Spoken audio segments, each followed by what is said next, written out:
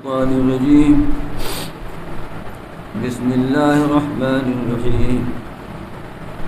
وآية لهم الأرض الميتة أحييناها وأخرجنا منها حبا فمنه يأكلون وجعلنا فيها جنات من نخيل وعناب وفجرنا فيها من العيون ليأكلوا من ثمره وما عملته أيديهم أفلا يشكرون.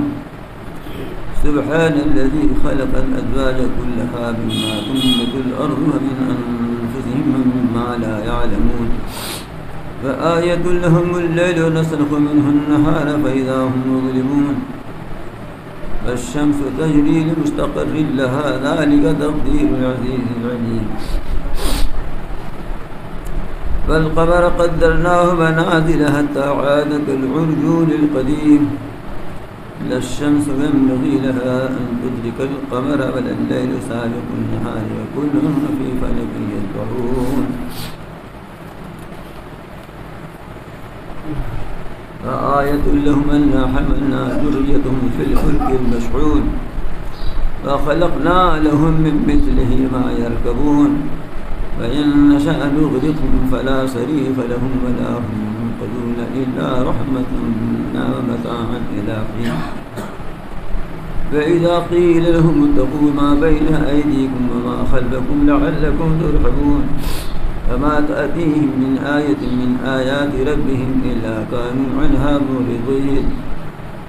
فإذا قيل لهم أنفقوا مما رزقكم الله قال الذين كفروا للذين آمنوا أنطعم من لو شاء الله أطعمه إن أنتم إلا في ضلال مبين.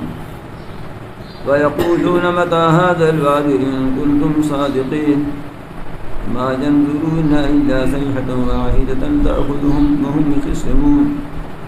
فلا يستطيعون توصية إلى أهلهم يرجعون. ونفخ في الصور فإذا هم من الأذى إلى ربهم ينسلون. قالوا يا ويلنا من بعثنا من مرقدنا هذا ما وعد الرحمن وصدق المرسلون. إن كانت إلا صيحة واحدة فإذا هم جميع لدينا محضرون. فاليوم لا تظلم نفس شيئا ولا تجزون إلا ما كنتم تعملون. إن أصحاب الجنة اليوم في شغل فاكهون هم أزواجهم في ظلال على الأرائك متكئون لهم فيها فاكهة ولهم ما يدعون.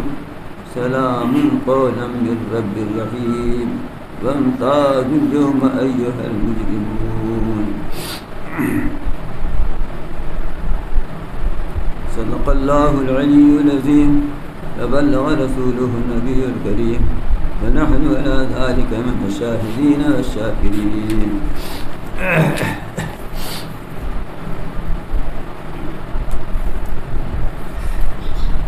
یہ سورہ یاسین کی آیات ہے.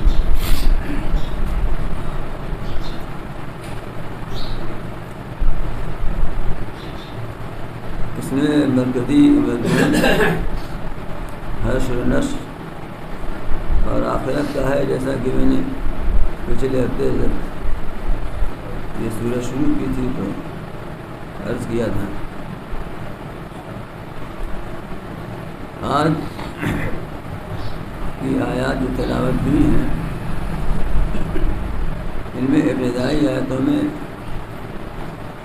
اللہ تعالیٰ اپنی قدرت اور اپنی علم کو بیان فرماتے ہیں.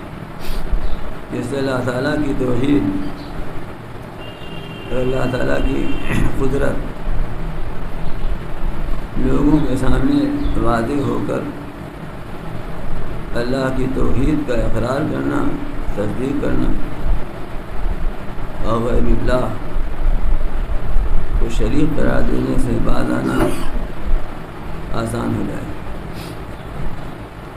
ایک بات میں عرض کروں، یہ بات میرے دل میں ابھی آئی ہے بیٹھنے پر.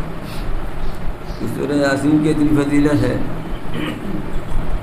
پچھلے ہفتے میں نے تفصیل سے بیان بھی کیا اور عام طور سے لوگ جانتے ہی ہیں اجمالی طور پر. آپ دیکھیے گا سارے پوری صورت میں سارا مضمون یا توحید پر مشتمل ہے یا آخرت کے بیان پر مشتمل ہے. نشانیاں، اپنی قدرت کی جلوہ فرمانیاں بیان فرماتے ہیں۔ تو میرے ذہن میں ایک بات آئی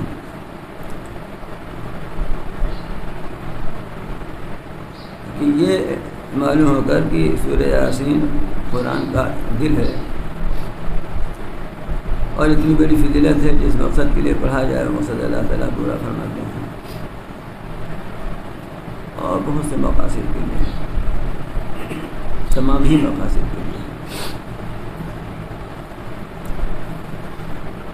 تو یہ لگتا ہے کہ اس میں بہت عجیب غریب مضامین ہوں گے، مضامین تو عجیب غریب ہی ہیں، لیکن مطلب یہ کہ ہم کو جو عجیب غریب لگے ہے نا، یہ لگتا ہے کہ ایسے مضامین ہوں گے جو انوکھے قسم کے، ہمارے لحاظ سے انوکھے ہونا چاہیے۔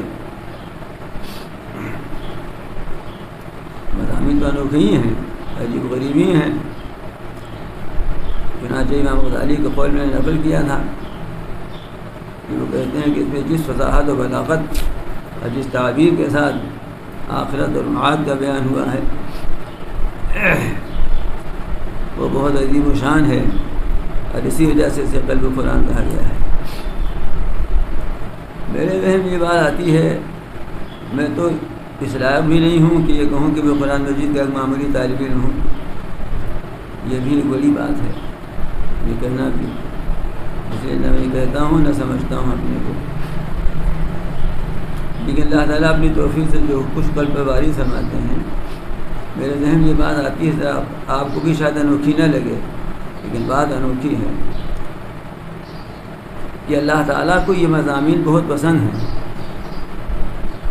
ہے نا، اپنی توحید کی نشانیاں بیان کرنا، اپنی قدرت کی نشانیاں بیان کرنا، اپنی علم کے احاطے کو بیان کرنا، پھر آخرت کا منظر پیش کرنا، یہ مضامین اللہ تعالیٰ کو بہت پسند ہیں۔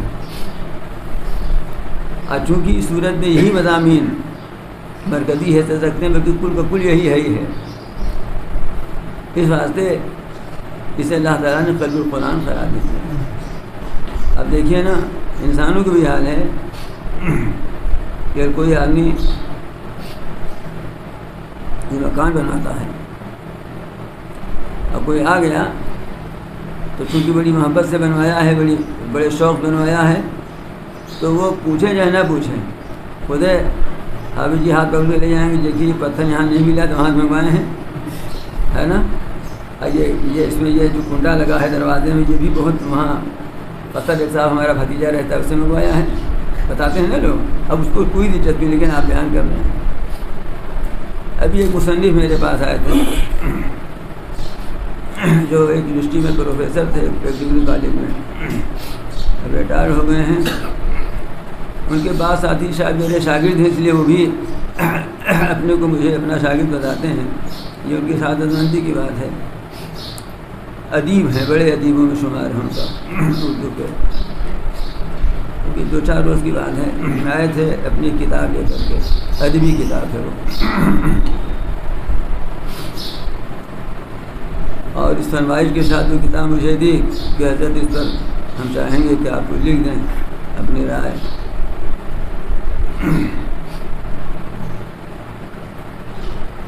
الہ آباد کے نہیں ہیں، الہ آباد کا ہر آدمی اتنا قابل ہے کہ ڈسکس کرنے لگے گا، یہاں تو سب جو افلاطون ہیں نا۔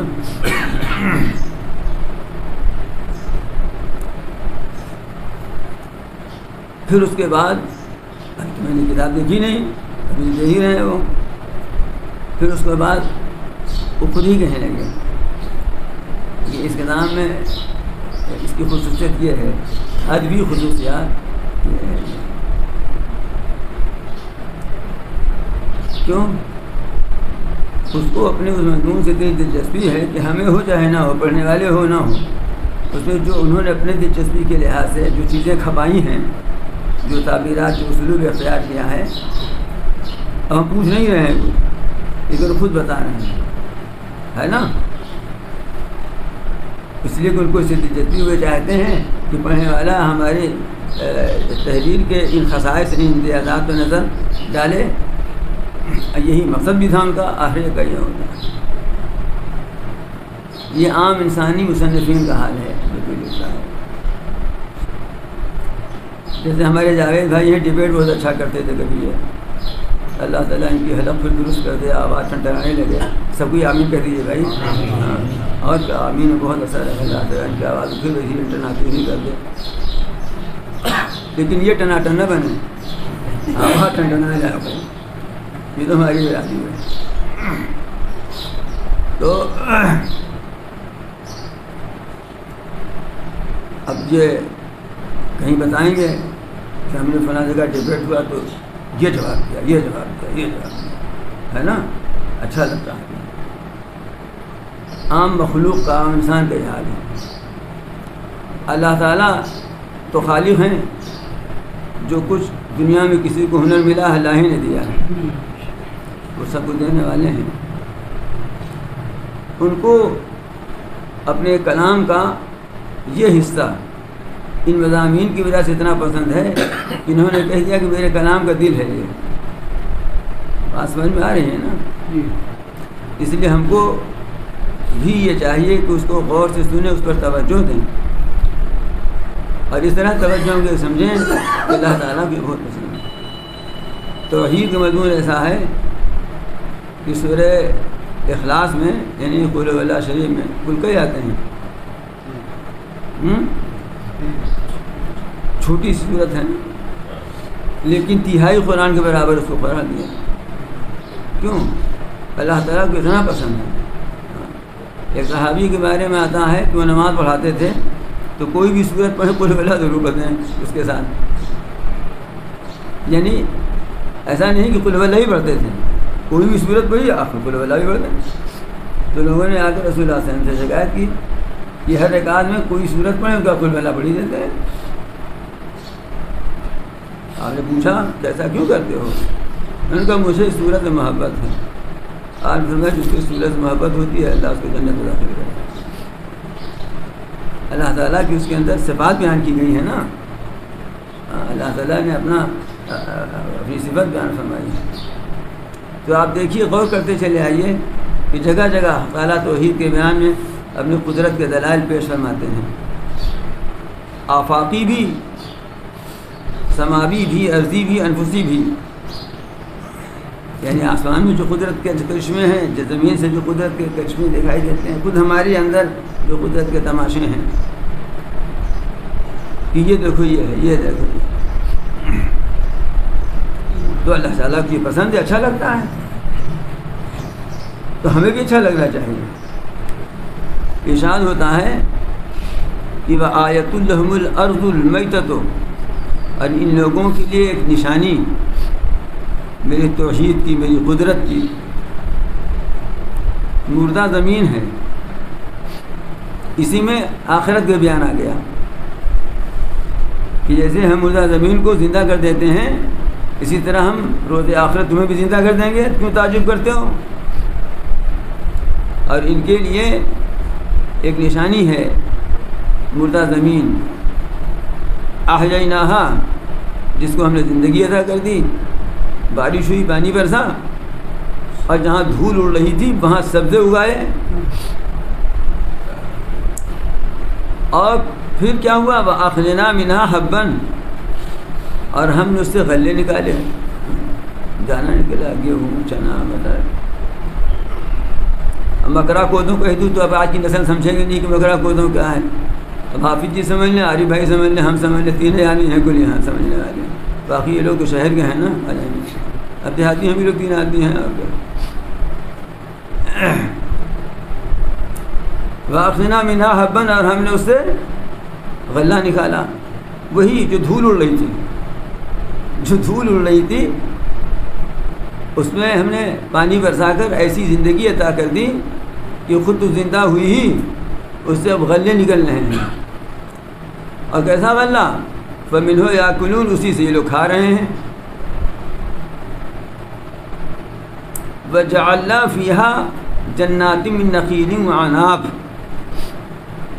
اور ہم نے اس میں کھجور کے باغات بنائے انگور کے باغات بنائے چونکہ کھجور اور انگور کے باغات جہاں یہ قرآن نازل ہو رہا ہے وہاں کے ماحول میں کھجور اور انگور ہی کے باغات عام امرود تو رطب تھا نب ہے اگر الہ آباد میں نازل ہوتا قرآن تو یہاں عام امرود کا ذکر ہوتا، امرود کا تو ضرور ہوتا، لیکن الہ آباد کی صرف 2 چیزیں مشہور ہیں اور اب دونوں ختم ہو گئی۔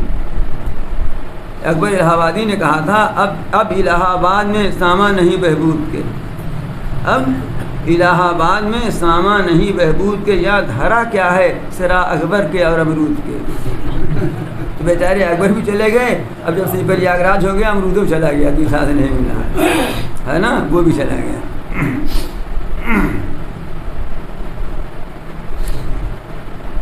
تو وہ ماحول یہاں قرآن نازل ہو رہا ہے، کھجور اور انگور کے باغات۔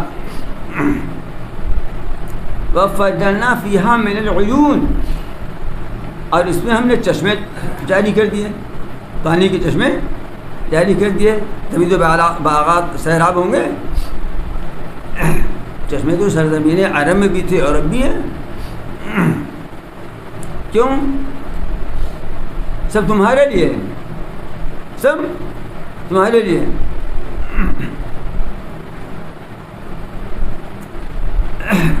اب ربادو مہو خورشید و فلک در کارن، شیخ سعدی فرماتے ہیں کہ ہوا، بادل، چاند سب تمہاری خدمت میں لگے ہوئے ہیں۔ ساتونانے بکفاری و بغفلت نخوری، تاکہ تم ایک روٹی جب پا جاؤ تو غافل ہو کر نہ کھا جاؤ اس کو کہ غفلت کے ساتھ کھا گئے۔ اسی آیت سے شاید ماخوذ ہوئی شیخ کا مضمون۔ فرماتے ہیں لیاکل من ثمرہ، یہ باغات کھجور کے، یہ انگور کے باغات، یہ چشمے، تاکہ یہ لوگ اس کے پھل میں سے کھائیں۔ وما عملتہ ایدیہم، اس کو ان کے ہاتھوں نے نہیں بنایا تھا، اس کو ان کے ہاتھوں نے نہیں بنایا تھا۔ آپ یہ نہ کہیے کہ ٹریکٹر چلا کر کے تو ہم نے بیج ڈالا تھا، یہ باغات میں پودے تو ہم نے لگائے تھے، سینچائی ہم نے کی تھی، یہ نہ کہیے۔ آپ نے صرف اتنا ہی کیا تھا۔ کتنے لوگوں نے بیج ڈالا تھا، بیج سوکھ گیا، کتنے لوگوں نے پودا لگایا تھا وہ بڑھا ہی نہیں، سوکھ گیا۔ بیج ڈالنے کے بعد اس سے پیڑ کیسے نکلے، پھر وہ پیڑ کی نشو و نما کیسے ہوئی، اس میں بالیاں کیسے آئیں، اور اگر یہ درخت ہے تو اس درخت میں کوپلیں کیسے آئیں، اس میں پھل کیسے لگے، گچھے کیسے ہوئے، پھر ان میں لذت کیسے پیدا ہوئی۔ ہر پھل کی، ہر غلے کی لذت الگ ہے، یہ لذت کیسے پیدا ہوئی، یہ ان کے ہاتھوں نے نہیں کیا تھا، یہ ان کے ہاتھوں نے نہیں کیا تھا۔ یہ سب کرنے والی ذات تو کوئی اور ہے، یہ سب کرنے والی ذات تو کوئی اور ہے، وہ جس نے مردہ زمین کو زندگی عطا کر دی۔ اس آیت کا دوسرا ترجمہ بھی کیا گیا ہے، آیت کے اس حصے کا وما عملتہ ایدیہم کا ایک دوسرا ترجمہ بھی ہے۔ پہلا ترجمہ بھی میں نے کیا کیا کہ ان کے ہاتھوں نے اس کو نہیں بنایا۔ دوسرا ترجمہ بعض مفسرین کے نزدیک اس کا یہ ہے، اصل میں ماں کا لفظ جو عربی میں ہے یہ بڑا معنی خیز ہے، اس کا مطلب نہیں بھی ہوتا ہے اور اس کا مطلب وہ جو کی ہوئی ہوتا ہے، یعنی اس میں موصول بھی ہے یہ۔ تو اس کا لحاظ کر کے بعض حضرات نے اس کا مطلب یہ بتایا ہے کہ ہم نے اس میں بنائے کھجور اور انگور کے باغات تاکہ اس کے پھل دکھائیں، اور وہ چیز کی جس کو ان کے ہاتھوں نے بنایا، وہ چیز جس کو ان کے یعنی انسانوں کے ہاتھوں نے بنایا، وہ بھی یہ کھاتے ہیں۔ ان کے ہاتھوں نے کیا بنایا؟ پیدا ہم نے کیا تھا سیب، اب ان کے ہاتھ نے سیب کا مربع بنایا، سمجھے آپ نا؟ پیدا ہم نے کیا تھا کیا؟ آم، ان کے ہاتھ نے اس کا اچار اور چٹنی بنائی۔ پیدا ہم نے کیا تھا آملہ، ان کے ہاتھ نے اس کا مربع، اس کی برفی اور خدا جانے کیا کیا چیزیں ان کے ہاتھ بنا رہے ہیں۔ سلیقہ یہ ہم نے دیا تھا، میٹیریل ہمارا ہے، سلیقہ بھی ہمارا عطا کیا ہوا ہے۔ تو ہمارے دیے ہوئے میٹیریل اور ہمارے عطا فرمائے ہوئے سلیقے سے، اس ہنر سے جو ان کے ہاتھوں نے بنایا، اس کو بھی کھا رہے ہیں یہ۔ اس کا تقاضا یہ تھا جیسے شیخ سعدی نے کہا تھا تو نانے بکفاری بخلت نقری کہ ایک روٹی مل جائے تو غافل ہو کر مت کھاؤ. افلا یشکرون کیا یہ اب بھی شکر ادا کریں گے؟ ہم نے دھول اڑتی ہوئی زمین سے ان کو غلہ پیدا کر کے دے دیا, کھجور انگور پیدا کر کے دے دیا, ان کو اسے سلیقہ عطا کر دیا کہ ان پھلوں سے ان غلوں سے جو چاہے بناویں. گیہوں سے چاہے روٹی بنا لیں, چاہے شیرمال بنا لیں, اور چاہے کیک بنا لیں, اور چاہے پاپا بنا لیں, ہے نا. افلا یشکرون کیا پھر بھی یہ شکر نہ ادا کریں گے؟ اب وہ شکر کہ جو شکر کا ادنا درجہ ہے وہ بھی نہ ادا کریں گے. شکر کا ادنا درجہ یہ ہے کہ یہ توحید مان لیں اور شرک سے بعد آ جائیں. سب سے پہلا مرحلہ اور سب سے ادنا درجہ, سب سے پہلی چیز سے پہلی منزل ادا شکر کی ہے کہ یہ شرک سے بعد آ جائیں اور اللہ کی توحید کو دل سے تسلیم کر لیں. یہ اتنا بھی نہیں کریں گے. سبحان الذی خلق الازواج کلھا, پاک ہے وہ ذات جس نے تمام قسمیں پیدا کی. ازواج زوج کی جمع ہے. زوج زوجہ ہے نا, ہاں زوجہ فنا, اب تو زوجہ ہٹ کے وائف ہو گیا ہے نا. تو زوج کی معنی یا زوجہ کی معنی بیوی شوہر کی نہیں ہے, اس کی معنی ہے جوڑے تھے. کیونکہ شوہر بیوی کا جوڑا ہے اور بیوی شوہر کا جوڑا ہے, اس لیے یہ زوج کہلاتے ہیں. تو زوج شوہر کو بھی کہہ سکتے ہیں اور بیوی کو بھی کہہ سکتے, اس لیے کہ جوڑا ہے. جیسے کرتا پاجامہ مل کے جوڑا ہے. خالی کرتا تو جوڑا نہیں ہے نا, خالی پاجامہ پورا لباس ہے, دونوں مل کے لباس ہے. اسی طرح سے میاں بیوی مل کر کے جوڑا ہیں اور پھر لباس میں ہیں. قرآن مجید کیسا ہے, ہن لباس لکم, وہ تمہارے لیے لباس ہیں. اچھا, تو اللہ تعالیٰ نے تمام چیزوں کے جوڑے پیدا فرمائے ہیں. جیسے مرد کا جوڑا عورت, عورت کا جوڑا مرد, نر کا جوڑا مادہ, مادہ کا جوڑا نر. اسی طرح سے بہت سے درختوں کے جوڑے ہیں. پپیتا میں جو لوگ جانتے ہی ہیں کہ نر مادہ ہوتا ہے, کھجور میں بھی نر مادہ ہوتا ہے. اب سائنس والے کہتے ہیں کہ ہر چیز میں نر مادہ ہے, ہوگا. لیکن جوڑا کا ایک اور مطلب ہوتا ہے. قسم قسم کی چیزیں, ہر چیز ایک ہے تو اس کا جوڑا بھی ہے. یہ جوڑا کبھی اسی کی طرح ہوتا ہے, کبھی اس کے مقابل ہوتا ہے. کہتے دیکھیے یہ بنا ہے نا, اس کا جوڑا بھی لگا, اس کا مقابل بھی بناؤ. یہ جوڑا کبھی اپنے جوڑے کے مثل ہوتا ہے اور کبھی اس کے ضد ہوتا ہے, اس کا مقابل ہوتا ہے. جیسے دن کا جوڑا رات ہے اور رات دن میں اجالے اندھیرے کا فرق ہے, وہ اس کا مقابل ہے نا. میٹھا کا جوڑا بتائیے آپ جی. ہاں, یہ رسگلہ کا جوڑا کباب, وہ میٹھا یہ نمکین ہے. اور پلاؤ کو جوڑا زردہ, وہ نمکین ہے, یہ میٹھا ہے نا, ایک دوسرے کے مقابل ہے نا. لمبا کا جوڑا ناٹا, موٹا کا جوڑا پتلا دلہا, اور کبھی بالکل اسی کے مثل. ارے صاحب یہ تو بالکل ہو بہو ویسی ہی ہے, یہ تو بالکل ہو بہو ویسی ہے. تو وہ مثل ہے, یہ مقابل ہے. اللہ تعالیٰ نے اس دنیا میں جتنی مخلوقات پیدا فرمائی ہیں سب کا جوڑا بنایا ہے, یا تو ضد کے لحاظ سے, مقابل کے لحاظ سے, یا مثل کے لحاظ سے. مخلوقات کی یہی صفت ہے. صرف وہی ذات وحدہ لا شریک لہ ہے جس کا جوڑا نہ ضد کے لحاظ سے ہے نہ مثل کے لحاظ سے. لیسا کمثلہ شیء, اس کے مثل کوئی چیز نہیں ہے.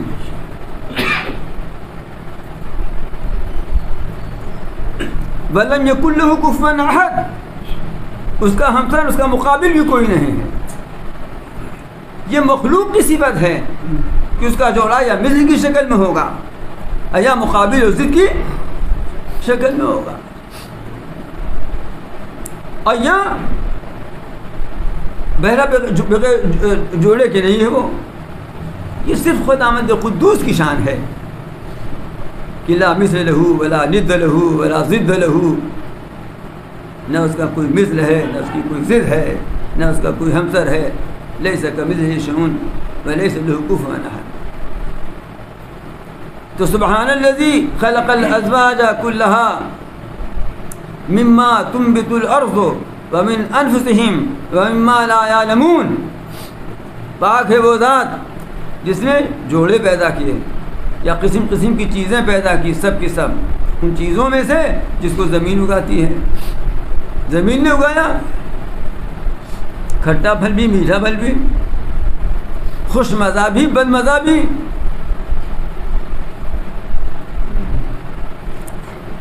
پھول کی نرم و نازک پنکھڑیاں بھی، تیر کی طرح چبھنے والے کانٹے بھی، ایسی چیزیں بھی کہ دیکھو تو آنکھ روشن ہو جائے، اور ایسی چیزیں بھی کہ دیکھو تو آنکھ تاریک ہو جائے. مما تنبت الارض ومن انفسهم، اور خود ان کی اندر سے بھی، انسانوں کے اندر سے بھی. ومما لا يعلمون، ان چیزوں سے بھی جس کو یہ جانتے نہیں. کہاں ہم سب جانتے ہیں. فلسفہ کا مسلمہ اصول ہے کہ انسان کی مجہولات اس کی معلومات سے زیادہ ہیں. نہیں سمجھے گا؟ اس کا مطلب یہ ہے کہ انسان جو کچھ جانتا ہے وہ اس سے کم ہے جو نہیں جانتا. جو نہیں جانتا، آپ فزکس میں ماہر ہیں نا، فزکس ایک چیز ہے نا، باقی اور جو تمام شعبے ہیں خود سائنس ہی کے. کہتے ہیں صاحب یہ اس کے اسپیشلسٹ ہیں، یہ پیٹ کے ڈاکٹر ہیں. تو اگر کہیں گھٹنا پھٹ جائے تو پیٹ کے اسپیشلسٹ پاس جاؤ تو کیا کرے گا؟ وہ فیس پہلے لے لیتے ہیں کیونکہ اسے فیسوں نہ واپس کریں گے. کہیں جاؤ ہڈی والے کے پاس جاؤ، ہاں، اور ہڈی والے کے پاس جاؤ. اگر کان میں درد ہے تو کہیں گے انٹی کے پاس جاؤ. بہت واحد ڈاکٹر ہیں ویسا، بہت اسپیشلسٹ ہیں. اسپیشلسٹ کا یہ حال ہے، یہ ایک ہی چیز میں اسپیشلسٹ ہیں. یہ ہے اس کا مطلب کہ انسان کی مجہولات اس کی معلومات سے، معلومات تو معلوم ہے نا کتنا معلوم ہے ہمیں، لیکن جو نہیں معلوم ہے اس کا پتہ ہی نہیں کتنا نہیں معلوم ہے. تو مجہولات معلومات سے زیادہ ہو گئی نا. اور سنیے، یہ تو ایک نشانی پہ گفتگو ہو رہی ہے. وآیۃ لہم الارض وآیۃ لہم اللیل نسلق منہ النہار فاذا هم مظلمون. اور ایک نشانی اللہ تعالیٰ کی قدرت کی، اس کی توحید کی ان لوگوں کے لیے رات ہے کہ جس کے اوپر سے ہم رات کو اتار لیتے ہیں. سلق کہتے ہیں جانور کی کھال کھینچ لینے پر. تو گویا رات کے اندھیرے رات کے اندھیرے کے اوپر اجالے کی چادر چڑھا دی گئی ہے یا کھال چڑھا دی گئی ہے. فَإِذَا هُمْ مُظْلِمُونَ، جب ہم رات کے اوپر سے یہ اجالے کا، دن کا اجالا، اس کو ہم اتار لیتے ہیں تو اچانک وہ سب تاریکی میں ہو جاتے ہیں، اندھیرے میں ہو جاتے ہیں. اس سے یہ بات معلوم ہوئی کہ اصل اندھیرا ہے، اصل تو اندھیرا ہے. اللہ تعالیٰ آفتاب کی شعاعیں بکھیر کر اس اندھیرے پر اجالے کی چادر چڑھا دیتے ہیں، اور جب چادر اتر جاتی ہے تو پھر اندھیرا کا اندھیرا رہ جاتا ہے.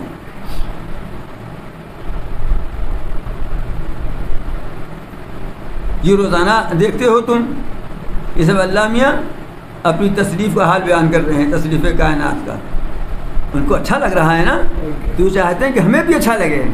وہ چاہتے ہیں کہ ہمارے مومن بندوں کو بھی یہ اچھا لگے. یہ مزہ لے لے کر کے بیان کریں، یہ مزہ لے لے کر کے بیان کریں، مزہ لے لے کر پڑھیں. اور جب مزہ لے لے کر پڑھیں گے اور تلاوت کریں گے تو پھر ہم یہ جو مانگیں گے وہ عطا کر دیں گے.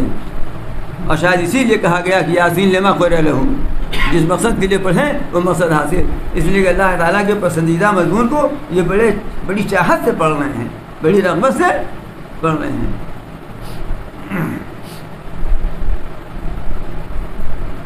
والشمس تجری لمستقر لہا ذالک تقدیر العزیز العلیم. اور سورج چل رہا ہے اپنے ٹھکانے کی طرف. یہ ٹھکانہ دو لحاظ سے ہو سکتا ہے. ایک تو زمانے کے لحاظ سے کہ جس زمانے تک چلنا ہے اس کو منظور ہے چلنا ہے.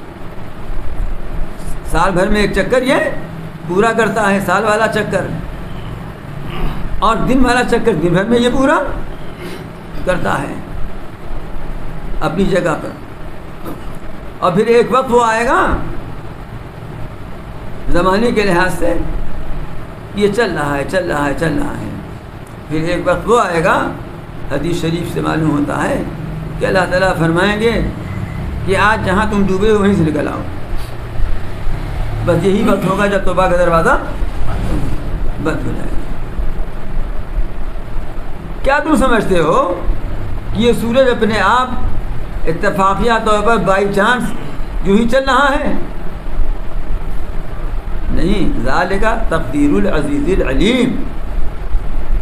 یہ اس ہستی کا اندازہ مقرر کیا ہوا ہے جو بہت زبردست، بہت قوت والا ہے، اب بڑے علم والا ہے. اس نے اندازہ مقرر کیا ہے. اس بات کے ویسی یہ اسی اندازے کے مطابق چل رہا ہے. ایک لمحے کے لیے یہ اس سے ادھر سے ادھر نہ اب تک ہوا ہے نہ ہو سکتا ہے. اسی دن ہوگا جس دن اس کو حکم ہوگا کہ آج جہاں ڈوبے ہو وہیں سے نکل آؤ. والقمر قدرناہ منازل، اور چاند کو ہم نے اس کے لیے بھی مقرر کر دی ہیں منزلیں. یہاں تک کہ جو منزل پوری کر لیتا ہے تو حتی عاد کالعجول القدیم، تو لوٹ آتا ہے کھجور کی پرانی ٹہنی کی طرح. 28 منزلیں چاند کی ہیں، چلتا رہتا ہے. پھر 2 دن یا 3 دن ڈوبتا ہے، اور پھر اس کے بعد ایسا باریک نکلتا ہے جیسے کھجور کی ٹہنی کہیں ڈال دو اور اپریل مئی کے مہینے میں سوکھ کر کے اکڑ کر کے پتلی ہو کر ٹیڑھی ہو جائے. واہ واہ! عرب میں نازل ہو رہا ہے نا قرآن، ان کی زبان میں، تو تشبیہات انہی کے مطابق دی جائیں گی. یہاں ہوتا تو شاید نیم کی مسواک کہہ دیتے. کالعجون القدیم، جب وہ 2 دن ڈوب کر 3 دن ڈوب کر نکلا تو کھجور کی پرانی ٹہنی کی طرح باریک اور ٹیڑھا ہو کر کے نکلا. وہی اوپر کے حصے میں آفاق میں سورج بھی اپنا دور پورا کر رہا ہے اور چاند بھی اپنا دور پورا کر رہا ہے، اور اس کے مطابق جو ہم نے اندازہ ان کو مقرر کر دیا ہے. للشمس ينبغي لها ان تدرك القمر ولا الليل سابق النهار. نہ تو سورج یہ کر سکتا ہے کہ چاند کو پا لے پکڑ لے، نہ تو سورج یہ کر سکتا ہے کہ چاند کو پکڑ لے، اور نہ رات دن سے آگے بڑھ سکتی ہے. اگر سورج چاہے کہ چاند نکلنے کے بعد نکل آوے اور رات ختم ہو کر دن ہم پیدا کر دیں، دن ہو جائے، تو اس کے بس میں نہیں. اسی طرح سے چاند اگر چاہے کہ ہم سورج کے نکلنے پر نکل کر کے اپنی روشنی بھی گھیر دیں تو یہ بھی نہیں کر سکتا. رات بھی پہلے نہیں آ سکتی اور نہ دن پہلے آ سکتا ہے. وَكُلٌّ فِي فَلَكٍ يَسْبَحُونَ، اور ہر ایک اپنے دائرے میں تیر رہے ہیں. سورج اپنے دائرے میں چل رہا ہے اور چاند اپنے دائرے میں چل رہا ہے. اس طرح چل رہا ہے جیسے کہ تیر رہے ہوں. قرآن یہ کہتا ہے جیسے یہ تیر رہے ہوں. ایک زمانہ تھا جبکہ بطلیموسی نظریہ غالب تھا. یونانی فلاسفہ یونان میں 2 نظریے بہت مشہور تھے. ایک بطلیموس فلسفی گزرا ہے، اس کا نظریہ تھا. ایک فیثاغورس کا نظریہ ہے. بطلیموس کا نظریہ یہ تھا کہ جتنے سورج چاند وغیرہ ہیں یہ سب بالکل فٹ ہیں، جیسے کیل سے ٹھونک دیا جائے، چلتے نہیں ہیں. بعد میں فیثاغورس پیدا ہوا، اس نے کہا نہیں یہ فٹ نہیں ہیں، یہ سب چل رہے ہیں. تو ایک زمانہ تھا جبکہ بطلیموسی نظریے کو شاہی سرپرستی حاصل تھی. یہی بہت چلا ہوا تھا. اس نظریے کے ماننے والے قرآن پر اعتراض کرتے تھے. تب بیچارے وہ لوگ جو اس زمانے کے انٹلیکچوئل تھے، فلسفہ زدہ ذہنیت کے، وہ قرآن کی تعویلات کرتے تھے کہ قرآن تو کہہ رہا ہے کہ تیر رہا ہے، اب بطلیموس کہہ رہا ہے کہ نہیں، سب ٹھوکے ہوئے ہیں، فٹ ہیں اس کے اندر. تو اپنا اپنا مطلب بیان کرتے تھے کہ وہ اس کی بات کے مطابق ہو جائے گا. جب اس نظریے کا چلن ہوا تو بات ہی ختم ہو گئی. قرآن یہی کہہ رہا ہے کہ چل رہے ہیں، تیر رہے ہیں. آج کی جو سائنسی دنیا ہے وہ بھی یہی مانتی ہے کہ یہ سب اپنے اپنے دائرے میں چل رہے ہیں. اس کا نظریہ گویا ختم ہو گیا. اسی لیے یہ بات کہی جاتی ہے کہ قرآن یا حدیث سے کوئی سائنسی نظریہ نہیں ثابت کرنا چاہیے. جو کچھ قرآن نے کہہ دیا اس پر ہمارا ایمان ہے. جس کے بارے میں قرآن خاموش ہے وہ جو چاہیں کہیں، نہ ہم اس کا انکار کرتے ہیں نہ اقرار کرتے ہیں. اس کے کہنے سے ہمارے پر کوئی اثر نہیں پڑتا. چنانچہ یہ ہوا ہے کہ جو فلسفہ زیادہ ذہنیت کے لوگ تھے، انہوں نے جو کوئی لکھا، جب رائے سائنسدانوں کی بدلی تب کیا کریں وہ؟ اب کیا کر سکتے ہیں؟ ایک تفسیر ہے جواہر القرآن، مصر میں ایک علامہ طنطاوی گزرے ہیں ابھی ماضی قریب میں. ان کی تفسیر ہے جواہر القرآن، جس میں انہوں نے سائنسی مسائل کو قرآن مجید سے ثابت کرنے کی کوشش کی ہے. انہی کے زمانے میں حضرت مولانا یوسف بنوری رحمۃ اللہ علیہ تھے. وہ مصر گئے، ان سے ملاقات ہوئی، پوچھا کہ ہماری تفسیر ہم نے دیکھی ہے، رائے جاننی چاہیے. تو مولانا صاف کہہ دیا، یہ بر صغیر کے علماء کی خصوصیت ہے الحمدللہ، جو علماء اہل حق ہیں کسی سے دبتے نہیں، صاف گوئی اور حق گوئی اللہ تعالیٰ نے ان کو عطا فرمائی ہے. صاف صاف کہہ دیا. یہ بتائیے کہ آپ نے جو چیزیں ثابت کر سائنسداں اس کے خلاف کہہ دیں گے تو آپ کیا کریں گے؟ اور بہت زوردار مقرر تھے، بہت پرزور لہجے میں کہ منہ تکتے رہے وہ، اور ان کو اقرار کرنا پڑا. اور یہ کہا کہ ہاں آپ کی تفسیر پڑھنے سے ایک فائدہ ہمیں یہ ضرور ہوا ہے کہ چونکہ ہم لوگ سائنس نہیں پڑھے ہوئے ہیں، بہت ہی سائنسی معلومات ہو گئی، اس سے سائنس کی بہت سی باتیں معلوم ہو گئی. لیکن یہ ہمیں جو چیزیں ثابت کرنی چاہیے ہیں، کل خود سائنس کا نظریہ بدل جائے تو آپ کیا کریں گے؟ پھر بات سمجھ میں آ رہی نا؟ تو ہمیں تو اپنی بات کہتی رہنی چاہیے، یہ نہیں کہ گجو گا بھی بردھو گا بھی. بردھا جانتے ہیں آپ لوگ کس کو کہتے ہیں؟ بیل کو دیہات میں کہتے ہیں. اتنے بیچارے سیدھے سادھے آدمی ہیں کہ لے گئے دکھایا کہ دیکھ لیجیے یہ ہماری گائے گاوی کے ہیں. ہاں.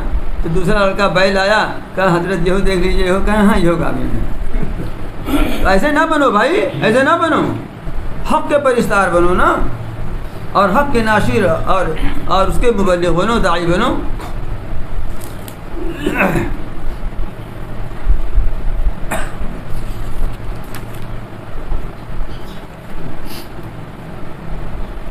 وآیۃ لہم انا حملنا ذریتہم فی الفلک المشحون. اور ایک نشانی، اب تیسری نشانی چل رہی ہے ان کے لیے، یہ ہے کہ ہم نے ان کی اولاد کو کشتی میں سوار کیا، بھری ہوئی کشتی میں. وَخَلَقْنَا لَهُم مِّن مِّثْلِهِ مَا يَرْكَبُونَ. اور ہم نے ان کے لیے اسی جیسی اور سواریاں بھی پیدا کیں جس پر یہ سوار ہوتے ہیں یا سوار ہوں گے، دونوں باتیں ہو سکتی ہیں. حافظ ابن کثیر رحمۃ اللہ علیہ نے لکھا ہے کہ بھری ہوئی کشتی سے مراد حضرت نوح علیہ السلام کی کشتی ہے، کہ اب اسی میں جو لوگ تھے انہی کی نسل سے، نوح علیہ السلام کی نسل سے آج کی موجودہ انسانی دنیا قائم ہے.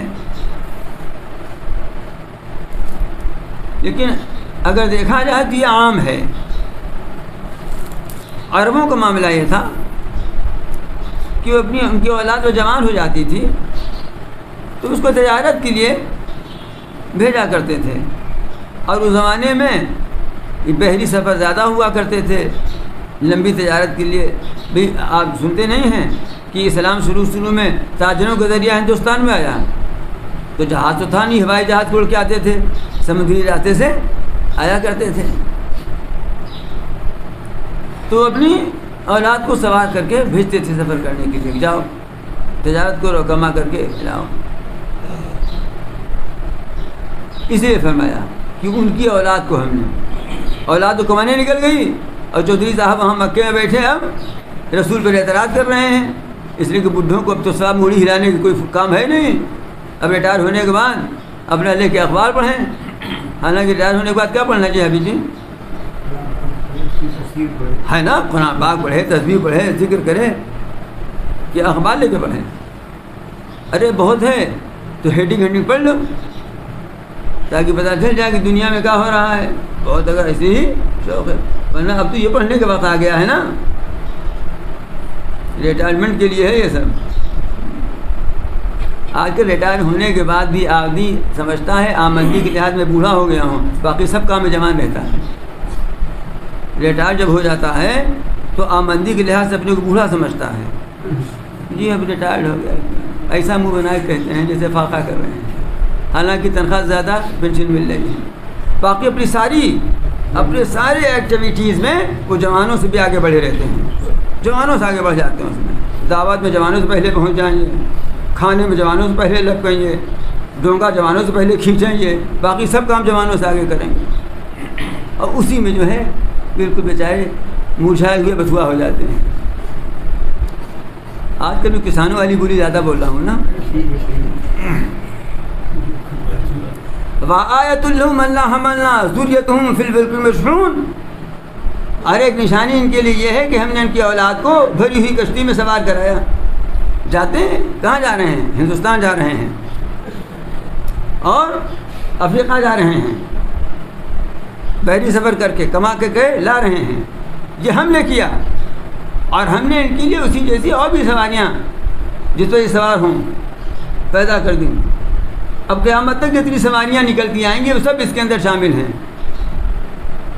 چنانچہ ہمارا یعقوب صاحب رحمۃ اللہ علیہ نے فرمایا تھا کہ ہم موٹر گاڑی کو بھی قرآن سے ثابت کر دیں گے، تب ہوائی جہاز کا اتنا زور چھوڑ نہ رہا ہوگا۔ اس تو قریب 100-150 سال پہلے کی بات ہے نا، تو اس کا ہوائی جہاز کا بھی تذکرہ ہے، جتنی بھی سواریاں نکلتی ہیں سب فرمانے ہم نے کیا ہے، یہ ہم نے کیا ہے۔ یہ سواریاں جاتی ہیں بھری ہوئی اور آتی ہیں، یہ ہم کرتے ہیں، ورنہ تو وَإِن نَشَأْ نُغْرِقْهُمْ، اگر ہم چاہیں تو ان کو ڈبا دیں، اور فضاؤں میں اڑنے والے جو ہیں ہم چاہیں ان کو کریش کر دیں، بھٹ ہو جائیں، گر جائیں، اور جب ہم یہ کر دیں تو فَلَا صَرِيخَ لَهُمْ وَلَا هُمْ يُنْقَذُونَ، تو ان کا کوئی فریاد سننے والا ہوگا، فریاد رس ہوگا اور نہیں بچائے جا سکیں گے، إِلَّا رَحْمَةً مِنَّا، مگر ہماری رحمت، وَمَتَاعًا إِلَىٰ حِينٍ، اور یہ ہماری طرف سے ہے کہ ایک مدت تک، ایک وقت تک ان کو فائدہ اٹھانے کا موقع عنایت فرما رہے ہیں۔ تو اس کا تقاضا یہ تھا کہ شکر ادا کرتے، جس کا پہلا قدم یہ ہے کہ توحید مان لیں، ادائے شکر کا بارگاہ الہی میں پہلا قدم یہ ہے کہ ہم اس کی توحید کو مان لیں۔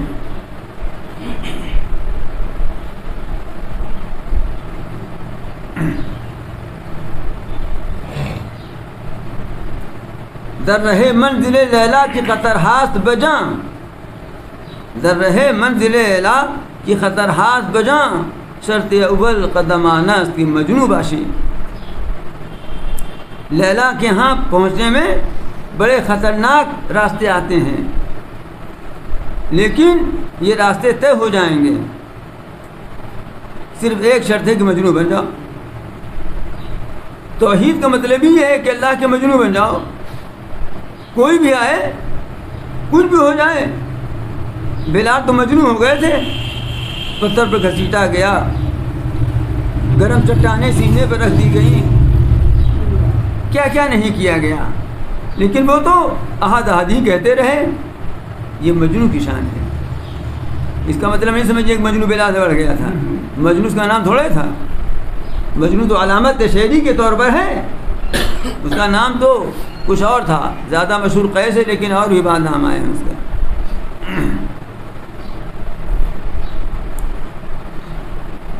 وَإِذَا قِيلَ لَهُمُ اتَّقُوا مَا بَيْنَ أَيْدِيكُمْ وَمَا خَلْفَكُمْ لَعَلَّكُمْ تُرْحَمُونَ،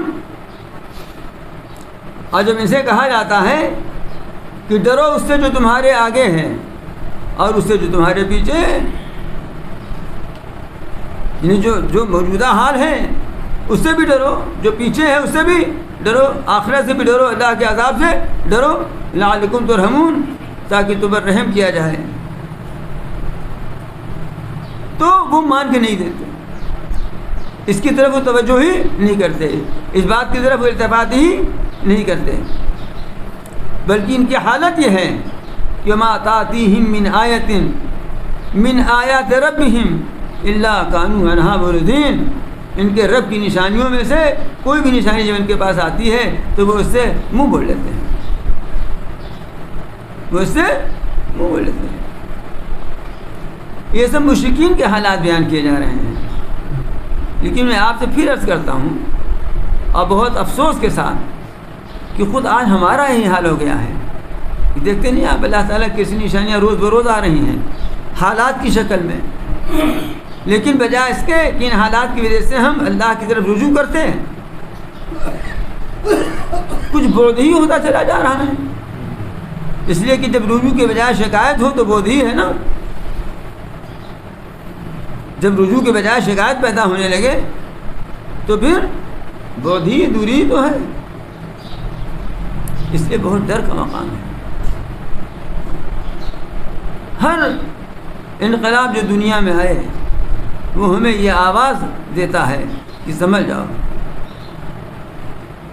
نظر کر لو اپنے حالات کے اوپر، اپنے کردار کے اوپر اصلاح کر لو۔ تم اپنی اصلاح کر لو گے تو ہم تمہارے حالات کی اصلاح کر دیں گے، ہم فضا تمہارے موافق بنا دیں گے۔ وَإِذَا قِيلَ لَهُمْ انفِقُوا مِمَّا رَزَقَكُمُ اللَّهُ قال الذين كفروا للذين آمنوا أنطعموا من لو يشاء الله أطعمه إن أنتم إلا في ضلال مبين۔ اور جب ان سے کہا جاتا ہے کہ خرچ کرو اس میں سے جو تم کو اللہ نے دیا ہے، بات چیت ہوتی رہتی تھی نا، کوئی موقع ایسا آ گیا، وہ اہل ایمان تو تھے نہیں، لیکن غیر اہل ایمان سے بھی تعلقات کی بنا آدمی کہہ دیتا ہے بھائی شرافت کا تقاضا ہے، انسانیت کا تقاضا ہے، مروت کا تقاضا ہے، یہ ضرورت ہے تو اس میں خرچ کر دو، یہ اچھا کام ہے، تم بھی تو اچھا کام سمجھتے ہو، اس میں خرچ کر دو۔ غریب لوگوں میں چارہ فاقہ کر رہا ہے، جاڑے کا زمانہ ہے، ٹھٹر رہا ہے تو خرچ کر دو۔ یہ کافی ایمان والوں سے کہتے ہیں کیا ہم کھلائیں ان کو جن کو اللہ چاہتا تو کھلا دیتا، اللہ میں چاہتے جیسے ہم کو دیا ان کو بھی دے دیتے، جب اللہ نے ان کو نہیں دیا غریب ہی رکھا تو ہم کہیں دیں؟ دیکھیے اپنے من پہ، جب اللہ نے ان کو نہیں دیا تو ہم کہیں دیں؟ اللہ نے ہم کو موٹر کار دی ہے، یہ پیدل چل رہا ہے تو ہم کہیں لفٹ دیں اس کو؟ ارے آج کل لفٹ اتنا بہت خطرناک ہے، لیکن تعاون مدد کرنا تو ہے نا، جیسا موقع ہو جس کو موقع ہو۔ تو اتنی بات تو کفار و مشرکین بھی جانتے تھے، آج بھی جانتے ہیں کہ دینے والی ذات اللہ تعالیٰ کی ہے، یہ مذاق اڑانے کے لیے کہتے تھے۔ جیسے بہت سے مسلمان گھرانے کے لوگ اپنی بدبختی کی وجہ سے رمضان شریف میں روزہ نہیں رہتے اور کہہ دیتے ہیں جس کے گھر کھانے کو نہ روزہ رہا ہے نا، ایسے بے حیا بے شرم ہے۔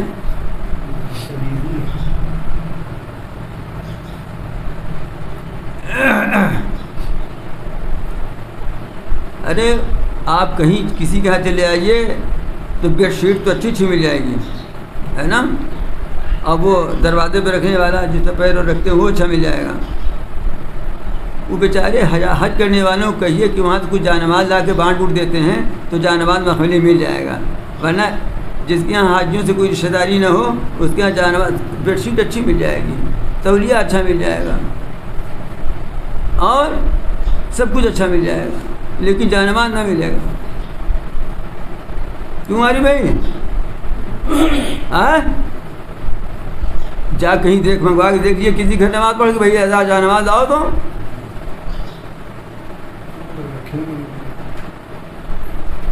تو تولیہ خریدنے میں کوئی پریشانی نہیں ہے، جانماز خریدنے میں پریشانی ہے، اس میں پیسہ فالتو لگتا ہے،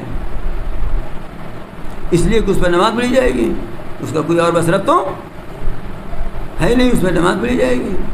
یہ ایک مثال ہے اس کی.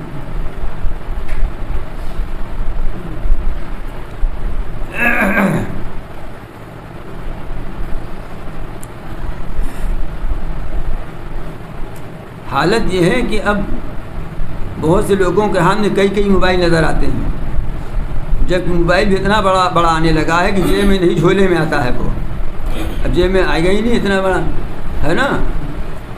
جھولا جس کو آج کل پرس کہتے ہیں، ارے پرس اور جھولا ایک ہی چیز ہے نا، تو اس میں رکھا جاتا ہے. میں نے کئی لوگوں کو دیکھا کئی موبائل لیے ہیں، اور اگر یہ کہیے کہ یہ دینی کتاب ہے، یہ کلام پاک بھی ایک لیے رہیے، جہاں موقع ہو تلاوت شروع کر دیا کیجیے.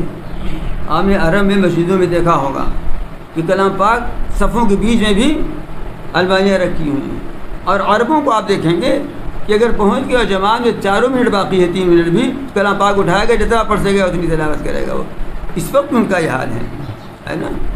اور آپ یہ نہ سمجھیے کہ پڑھتے ہیں تو سمجھتے بھی اس لیے پڑھتے ہیں. جیسے آپ غالب کی غزل نہیں سمجھتے لیکن پڑھتے ہیں، ویسے ہی وہ بھی پڑھتے ہیں. ضروری تھوڑی زبان جانتے ہیں تو سب سمجھ ہی لیتے ہیں وہ. ہاں اتنا ضرور ہے کہ آپ کچھ نہیں سمجھتے وہ سمجھ لیتے ہیں. تو اتنا ذوق تو ان کو بہرحال ہے نا، یہ ذوق ہمارے اندر نہیں ہے، یہ ان کو فالتو معلوم ہوتا ہے.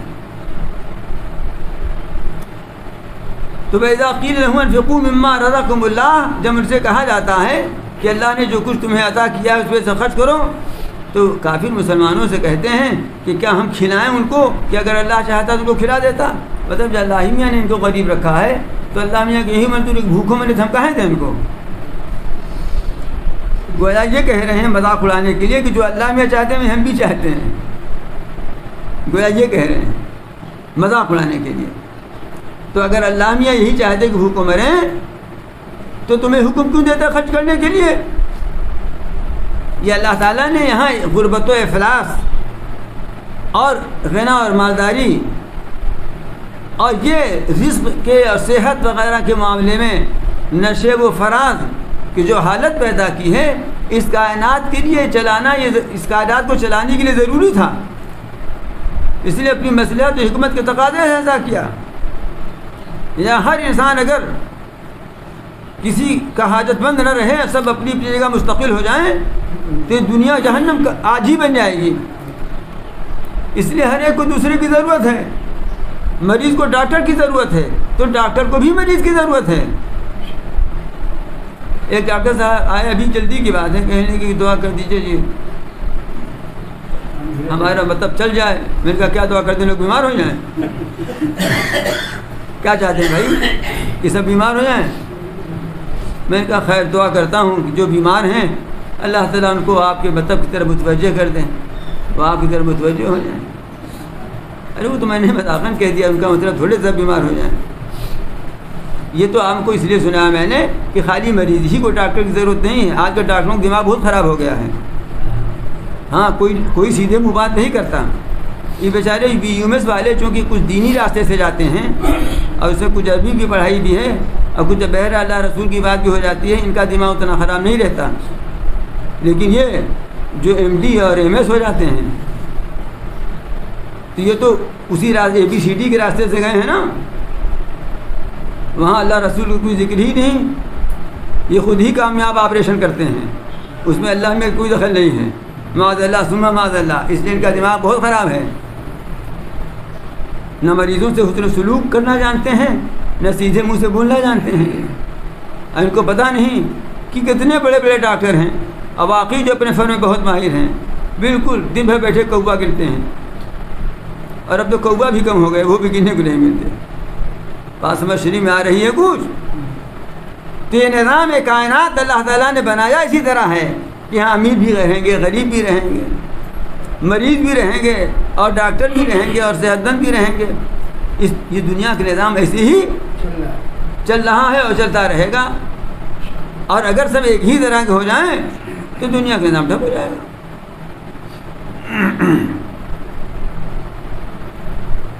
سب اپنے گھر پہ کپڑا تیار کر لیں, سلائی بھی کر لیں, سب اپنے گھر میں غلہ بھی پیدا کر لیں, پسائی بھی کر لیں, روٹی پکا لیں, مسا سب, تو اب کسی کی ضرورت ہی نہیں ہے. ضرورت ہونے پر تو کوئی کسی کو کچھ سمجھتا نہیں ہے. سب افلاطون میں ترخواں بنے ہوئے ہیں, اور جب کسی کے محتاج ہی نہ رہ جائے گی تو پھر کیسے ہوگا؟ حالت یہ ہے کہ بیوی شوہر کا محتاج ہے, اس کے باوجود وہ نخرا. ہاں حافظ یہ کو ایسا تجربہ ہے, یہی اصل میں صحیح حاصل کرتے ہیں.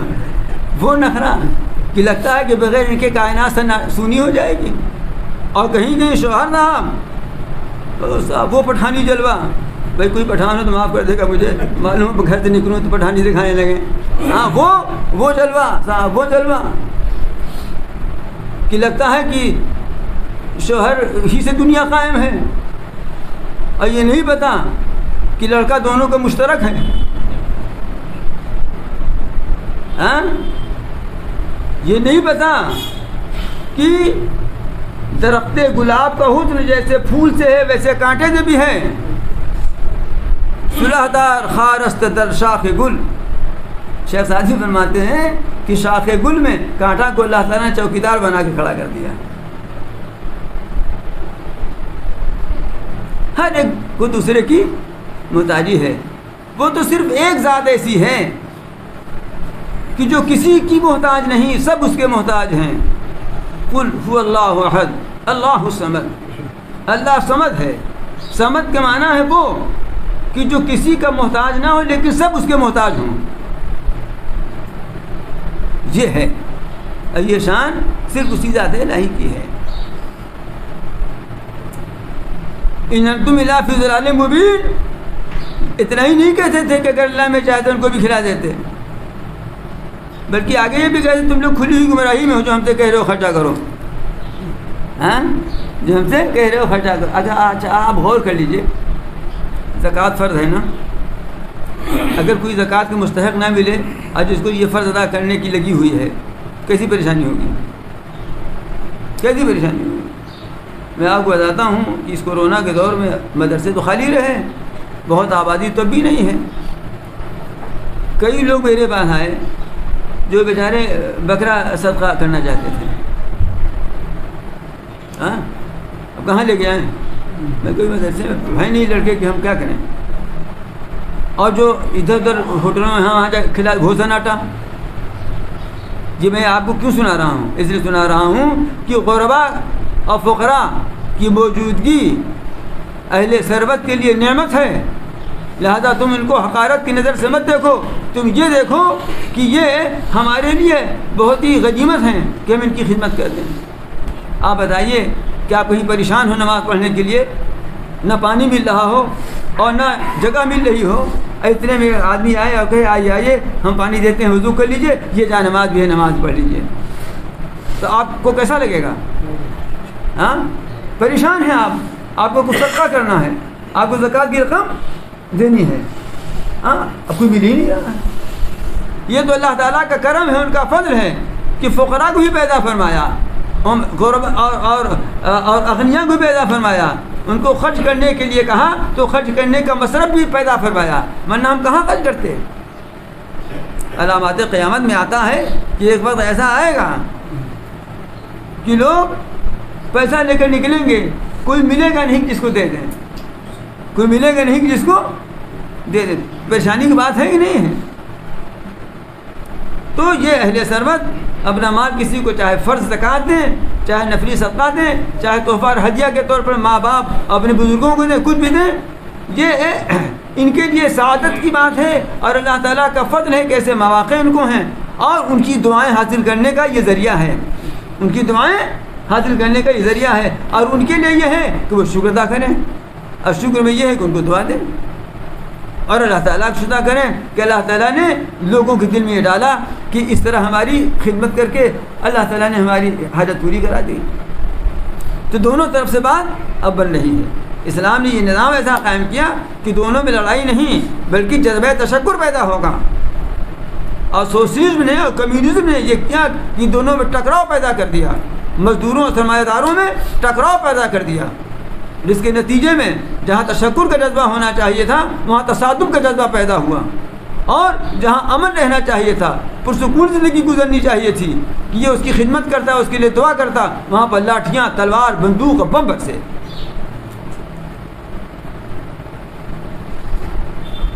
کچھ 50 سال پہلے کی تاریخ یاد ہے کہ نہیں؟ اور یہ آج بھی اس شکل میں نہ صحیح لیکن یہ تو موجود تو ہے یہ۔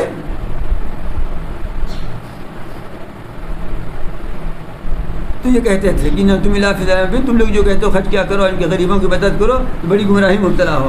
ارے ایسا ہی ہوتا تھا، اللہ میاں خود ان کو کھلا دیتے۔ ایک بات عرض کروں کہ مالداروں کو، صاحب حیثیت لوگوں کو، مالدار سے مراد کروڑپتی نہیں ہے، جو بھی کچھ بھی حیثیت رکھتا ہو کسی کے تعاون و مدد کرنے کی، وہ مالدار ہے۔ ان کو تو یہی سوچنا چاہیے کہ ہمیں اللہ نے حکم دیا ہے اور یہ موقع دیا ہے، لیکن جو حاجت مند ہیں کسی بھی درجے میں، ان کو یہ چاہیے کہ ہم اسی اللہ سے مانگیں جس نے ان کو دیا ہے۔ ہم مخلوق کے سامنے ہاتھ نہ پھیلائیں، ہم اسی اللہ سے مانگیں اور ہم مخلوق کے سامنے ہاتھ نہ پھیلائیں۔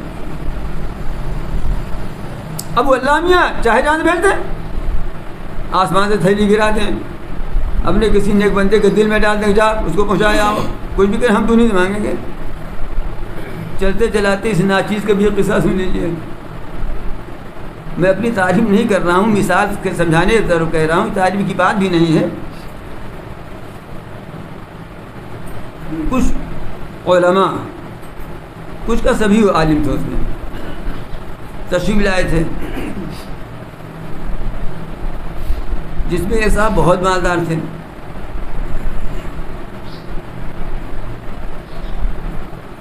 تو کتاب، ہم کتابیں لکھتے ہیں، چھپانے میں رہتا ہے نا معاملہ۔ دیکھیے یہاں بعض میرے دوستوں نے کہا کہ دیکھیے کوئی ضرورت ہوگی تو بتائیے گا، لیکن میں نے کسی سے بتایا نہیں، نہ کسی سے کہا کتاب چھپانے کی ضرورت ہے، حاجی بھائی آپ دے دیجئے 1.5 لاکھ روپیہ، کتاب چھپانے کی ضرورت ہے، حاجی طارق صاحب آپ دے دیجئے 51,000۔ کبھی کہا آپ لوگوں سے؟ اگر کہا تو میری زبان پکڑ لیجیے نا۔ اب وہ باہر سے لوگ آئے تھے، کوئی کتاب ایسی تھی جس کا تعلق ان لوگوں سے بھی تھا، اور میں اس کو چھپانے کے لیے اس وقت کام کرا رہا تھا۔ تو چونکہ بات چھڑی تو بتایا میں نے کام ہو رہا ہے یہ تو بتایا۔ تو وہ صاحب جو ان میں سرخیر تھے، جو سب کے لیے میرے خیال میں کے مہمان تھے، وہ پہلی دفعہ میرے پاس آئے تھے اور اب تک کا آخری بھی ہے۔ انہوں نے ایک صاحب کی طرف اشارہ کر کہا کہ آپ ان سے رابطہ رکھیے، یہ سب کام بہت آسانی سے ہوتا ہے۔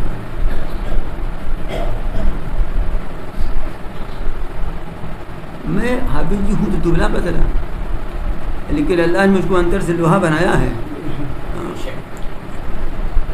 میں نے کہا کیا کہا آپ نے؟ کہ ان سے تعلق رکھیے تو سب کام آسان ہو جائے گا۔ ان کا مطلب یہ تھا کہ ان سے جڑے رہیے آپ، تو پیسہ ویسا ہم ان کو بھیجیں گے آپ وہ۔ تو میں نے کہا جب ان کو انہی سے تعلق رکھنا ہے تو جس نے ان کو آپ کو سب کو دیا ہے ہم اسی سے نہ تعلق رکھیں۔ جب تعلق ہی رکھنا ہے ہمیں تو ہم اسی سے نہ تعلق رکھیں، کن سے تعلق رکھیں؟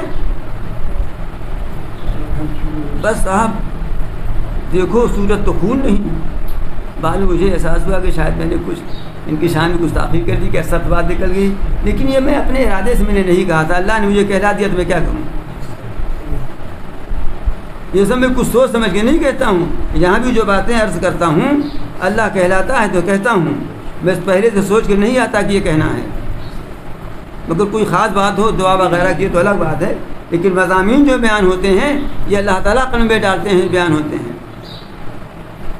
بس میں نے نذیر بھائی یہ کہہ دیا، اللہ نے کہہ لیتے، میں نے کہا تعلق رکھنا ہے تو اس سے نہ رکھوں جس نے آپ کو بھی دیا ان کو سب کو دیتا ہے، مخلوق کیوں تعلق رکھوں؟ چنانچہ اللہ کا فضل ہے، اس کا شکر ہے، ان کو برا لگا ہو چاہے بھلا لگا ہو جانے، تو ان کو سوچنا سمجھنا چاہیے۔ بس لوگ میری رہائش دے کر کے پتہ نہیں کیا سمجھ لیتے ہیں،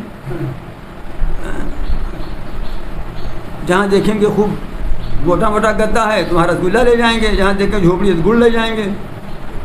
کیوں جاوید بھائی کیسی پتے کی بات بتا رہا ہوں, ہے نا؟ تو اللہ تعالیٰ دیکھیے سب کام کرا ہی دیتے ہیں. دیکھیے تفسیر اللہ تعالیٰ نے لکھوا دی, میں سے لائق نہیں تھا, اور جب اللہ نے لکھوا دی تو اللہ نے چھپا بھی, اور میرے پاس پیسہ تھا نہیں, لیکن اللہ میں نے چھپا دیا. پریس والا جس سے میری کوئی ملاقات نہیں تھی, جان پہچان نہیں تھی, وہ دلی کے رہنے والا, میں الہ آباد کا رہنے والا, گئے بات چیت ہوئی, اس نے کہا جتنا پیسہ دے دیجیے تھوڑا تھوڑا کام ہوتا رہے گا. پھر اس نے چھاپ کر بھیج دیا میرے پاس, اس نے چھاپ کر میرے پاس بھیج دیا, بغیر بتائے بھیج دیا اس نے, اور پیسہ اس کا کئی لاکھ باقی تھا میرے دن. تو ہم اسی سے نہ کہیں کہ جس کے ہاتھ میں سب کا دل ہے, اور وَلِلَّهِ خَزَائِنُ السَّمَاوَاتِ وَالْأَرْضِ, اور اللہ ہی کی ملکیت ہے آسمان و زمین کے خزانے. دیکھیے دارالاسباب ہے, اسباب کی طرف آدمی ہے, نظر چلی جاتی ہے, نظر چلی جانا الگ بات ہے, نظر ٹکائے رہنا الگ بات ہے. نظر چلی جانا الگ بات ہے, نظر ٹکائے رہنا الگ بات ہے. ہماری بھائی ہر اتوار کو کرم فرماتے ہیں کہ گاڑی پہنچ جاتی ہے ان کی, تو ظاہر بات ہے کہ اتوار کی صبح ہوتی ہے تو مجھے خیال ہوتا ہے یہ نظر چلی جاتی ہے, لیکن نظر ٹکتی نہیں. نظر ٹکنے کا مطلب یہ نہیں کہ پورا اعتماد مکمل بھروسہ ہو جائے. پورا اعتماد مکمل بھروسہ تو اس ذات پر ہے, تو ان کو بھی تندرست رکھے, ان کی گاڑی کو بھی تندرست رکھے. سب پہنچیں گی نا گاڑی, کچھ بات سمجھ میں آ رہی ہے؟ ان کو بھی تندرست رکھے, ان کی گاڑی کو بھی تندرست رکھے, ہم کو بھی تندرست رکھے, آپ سب کو تندرست رکھے, تب تو یہ محفل جمے گی. اس لیے ان اسباب پر نظر چلی جانا یہ تو بشری اور فطری تقاضے ہیں, لیکن اس پر نظر ٹکی رہنا کہ اسی پہ دار و مدار ہو جائے. میں کل ہی بھیا سے کہہ رہا تھا کہ دیکھو اپنے یہاں پرانے لوگ کتنے کم ہو گئے. اب غور کرنے لگے تو کم کیا ہو گئے, ہے ہی نہیں ہے. اب میں گنانا نہیں چاہتا, تکلیف ہوگی گنانے میں بھی, ہے ہی نہیں ہے دنیا میں. اتنے دن سے یہاں بیان ہو رہا, آپ لوگ جو اب 2-4 سال سے نہیں دیکھیے کہ خالی ہے جگہ, ہاں اس لیے کہ ہے ہی نہیں دنیا میں. لیکن کیا جگہ خالی ہو گئی ہے؟ یہ تو اللہ تعالیٰ کا نظام ہے. تو نظر ہر چیز میں نظر اسی پر ہونی چاہیے. یہ سب باتیں اس پر چل رہی تھیں کہ اللہ تعالیٰ نے امیر بھی بنایا, اور غریب بھی بنایا, صحت مند بھی بنایا, اور بیمار بھی بنایا. یہ اس کے کائنات کے نظام چلانے کا دستور ہے. اسی طرح اس کائنات کو چلاتا ہے, اور اس میں سب کی بھلائی ہے, اسی میں ہماری بھلائی ہے کہ ہم ایک دوسرے کے ساتھ مربوط رہیں. اور اس مضبوط رہنے کا طریقہ یہی ہے کہ ہر ایک دوسرے سے کچھ نہ کچھ حاجت لگی رہے. ہمارے ایک دوست ہیں بیچارے, ان کا معمول یہ ہے کہ حالانکہ انگریزی داں ہیں, ہمارے سب دوست زیادہ تر ABCD والے ہیں. تو اب بعض دفعہ یہ لوگ چونکہ مجھ سے دینی تعلق رکھتے ہیں, اس لیے راز کی بات بتاتے ہیں, اس لیے کہ اگر کوئی بات ہو تو بتا دے گا. یہ ان کا معمول ہے, جب سفر میں نکلتے ہیں تو کچھ پیسہ صدقہ کی نیت سے نکال کے ایک جگہ بنائے وہاں رکھ دیتے ہیں. اس لیے فوراً تو نہیں مل جاتا نا آدمی کہ سامنے مل جائے, اب رکھ دیا لوگ. اب فوراً اگر مل جائے تو بہت اچھا ہے, لیکن فوراً نہیں ملا تو رکھ دیا انہوں نے. تب آپ نے رکھ دیا تو کیا کریں گے آگے؟ اب ضرورت ہے نا آپ کو, اب یہ آپ کی ضرورت ہو گئی کہ کوئی ملے تو پیسہ دیں, نہیں ہوئی. تو اگر کوئی مل گیا تو اللہ کا کرم ہے کہ نہیں کرم ہے؟ تو وہ بھی اللہ تعالیٰ کی نعمت ہے جو مل گیا آپ کے لیے. اللہ تعالیٰ کے لیے نعمت ہے وہ مصرف آپ کے لیے وہ اللہ تعالیٰ کی نعمت بن گیا. تو اس کو حقیر کیوں سمجھتے ہو تم؟ پھر اس کو حقیر کیوں سمجھتے ہو؟ اس کا شکر گزار ہونا چاہیے, اس کا تو شکر گزار ہونا چاہیے. ایک بیچارہ ہے غربت, اس کو بہت لوگ کہتے ہیں, میں نے ایک دن کہا, میں نے کہا ایسا نہ کہیے, ارے اس بیچارے کو شدہ کرو کہ ایک ٹیہے لے لیتا ہے بیچارہ, ہاں ورنہ ڈھونڈنا پڑتا. یہ اللہ تعالیٰ کا فضل, اس کا احسان مانو. اس لیے اہل مال ہوں یا اہل افلاس ہوں، دونوں اللہ تعالیٰ کے اس کارخانے میں اپنی بھی جگہ ضرورت کی چیز ہے. ان کو ان کی ضرورت ہے، ان کو ان کی ضرورت ہے. کسی کو یہ نہ سمجھنا چاہیے کہ اس کی ضرورت ہوگی ہمارے پاس آئے گا. جی نہیں، کتنی دفعہ ضرورت ہوتی ہے کہ اس کو اس کے پاس جانا پڑتا ہے، اور یہی کرنا چاہیے. وَيَقُولُونَ مَتَىٰ هَٰذَا الْوَعْدُ إِن كُنتُمْ صَادِقِينَ. اب یہاں سے قیامت کا ذکر آ رہا ہے، یہیں سے رہنے دیتے ہیں، اس لیے کہ زیادہ وقت ہو گیا. اندازہ نہیں تھا کتنا زیادہ وقت ہو جائے گا، لیکن بات جب چل نکلتی ہے، میں نے عرض کیا کہ میں خود نہیں بولتا ہوں، کوئی بولواتا ہے تو بولتا ہوں. اور سب ضرورت کی باتیں آئیں. یہ سبق لے کر کے جائیے کہ اس کائنات میں مالدار بھی ہیں، غریب بھی ہیں، بیمار بھی ہیں، تندرست بھی ہیں، چھوٹے بھی ہیں، بڑے بھی ہیں. اسی طرح جس طرح کالے بھی ہیں، گورے بھی ہیں، لمبے بھی ہیں، ناٹے بھی ہیں، اسی طرح سے. اور ہر ایک کو دوسرے کی ضرورت ہے. لہذا نہ کسی کو کسی پر فخر کرنے کی اجازت ہے اور نہ کسی کو حقیر سمجھنے کی گنجائش ہے. اللہ تعالیٰ یہ حقیقت ہمارے دل میں بیٹھا دیں تو اس کی سب سے بڑی برکت یہ ہوگی کہ ہمارے اندر تواضع پیدا ہوگا. جب تواضع پیدا ہوگا تو اللہ تعالیٰ کا قرب نصیب ہوگا، اللہ تعالیٰ کی رضا نصیب ہوگی. اور سب سے بڑی دولت یہی ہے کہ وہ راضی ہو جائیں. ربنا آتنا في الدنيا حسنة وفي الآخرة حسنة وقنا عذاب النار. ربنا إننا آمنا فاغفر لنا ذنوبنا وقنا عذاب النار. اللهم إنا نسألك العفو والعافية في الدنيا والآخرة. اللهم إنا نسألك العفو والعافية في ديننا ودنيانا وأهلنا ومالنا. اللهم استر عوراتنا وآمن روعاتنا. اللهم استر عوراتنا وآمن روعاتنا. اللهم استر عوراتنا وآمن روعاتنا. اللهم إنا نجعلك في نحورهم ونعوذ بك من شرورهم. اللهم لا تسلط علينا من لا يرحمنا.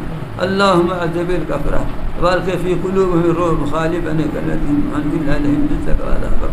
اللهم ارزقنا من فضلك ولا تحرمنا رزقك وبارك لنا فيما رزقتنا واجعل غناءنا في أنفسنا وجربتنا فيما عندك. اللهم زدنا ولا تنقصنا وأكرمنا ولا تهنا وعافنا ولا تحرمنا وآثرنا ولا تسر علينا وأرسنا على النار.